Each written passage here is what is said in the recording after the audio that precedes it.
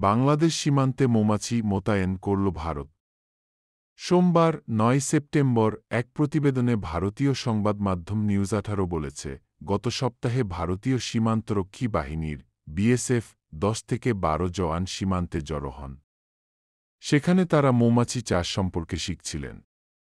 ওই সময় মাথায় ও মুখমণ্ডলে প্রয়োজনীয় নিরাপত্তা সরঞ্জাম পরে নেন তারা। সংবাদমাধ্যমটিতে প্রকাশিত ছবিতে দেখা যাচ্ছে, মৌমাছি পালন করার বেশ কয়েকটি বাক্স কাঁটাতারে ঝুলিয়ে রাখা আছে।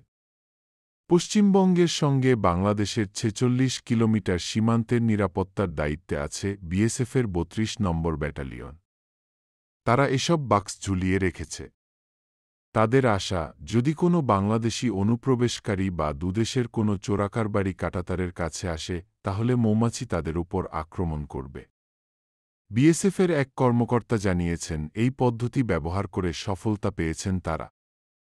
সেখানে অনুপ্রবেশ বা চোরাচালান প্রায় শূন্যের কাছাকাছি চলে এসেছে।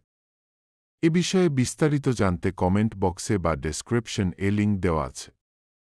আমাদের সাথে থাকতে চ্যানেল সাবস্ক্রাইব করে বেল আইকনটি চালু করে রাখুন।